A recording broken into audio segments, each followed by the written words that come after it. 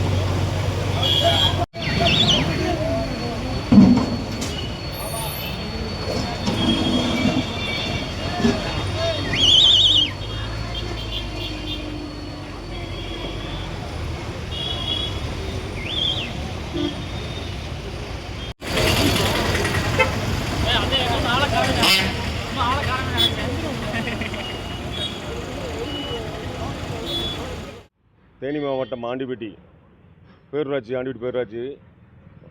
எம்ஜிஆர் சாலையிலிருந்து வையாணி சாலை வரை ஃபுல்லாக நெடுஞ்சாலைத்துறை வந்து 3ஆம் கட்டமாக ஆக்கிரமிப்பு எடுத்துகிட்டு வராங்க.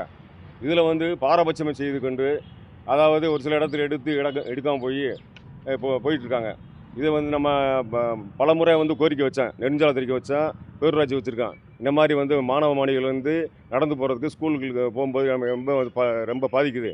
இதில் வேன் வந்து ரொம்ப ஃபுல்லாக ரோட்டு மேலே வச்சு நிப்பாட்டிடுறாங்க. 2 பைக் நிற்கவே அந்த கோயிலுக்கும் போக முடியல. கோயிலுக்கு பெண்கள் வந்து வெள்ளி செவ்வாய் போகிறாங்க, அப்பயும் வேனை மறித்து போட்டுக்கிட்டுருக்காங்க. இதனால் வந்து ரொம்ப மக்கள் பாதிச்சு பலமுறை நாங்கள் கவுன்சிலர் முறையில் தகவல் சொன்னோம். நெடுஞ்சாலைத்துறை சொல்லிட்டேன், பேரூராட்சி சொல்லிட்டேன். இப்போ வந்து நெடுஞ்சாலைத்துறை வந்து அந்த வேனை ஸ்டாண்டை அகற்றாமல் அதுக்கடுத்து அவங்க போயிட்டாங்க. என்ன கேட்டால் அந்த அகற்றான்னு சொல்லிட்டு போகிறாங்க. இது பாரபட்சம் பார்க்குறாங்க. தக்க நடவடிக்கை எடுக்கும்போது கேட்டுக்கொள்கிறேன். இதனால் வந்து பிரச்சனைகள் வந்து காலையில் ஸ்கூல் பிள்ளைகள் வருது. கிட்டத்தட்ட ஒரு 1000 பேர் இந்த ஸ்கூல் பிள்ளைகள் போகிறாங்க. காலையில் 7 to 10 மணிக்கு ரொம்ப டிராஃபிக் ஆகுது. அதே சாயங்காலம் 4 மணிலேருந்து வரும்போது மக்கள் கோயிலுக்கு போகிறாங்க. பெண்கள் கோயிலுக்கு போகும்போது அது இடையறையாக இருக்குது. இதனால் விபத்து நிறைய நடக்குது. இது மாணவிகள் அந்நேரம் வந்து டியூஷன் போயிட்டு ஸ்கூலுக்கு போயிட்டு வராங்க. சின்ன பிள்ளைகள் சைக்கிளில் போகிறாங்க. சைக்கிளில் போகும்போது விபத்துகள் அதிகமாக இருக்குது. அதனால் அந்த வேன் ஸ்டாண்டை மாற்றி அமைத்து தருமாறு மிக பணிவுடன் கேட்டுக்கொள்கிறேன்.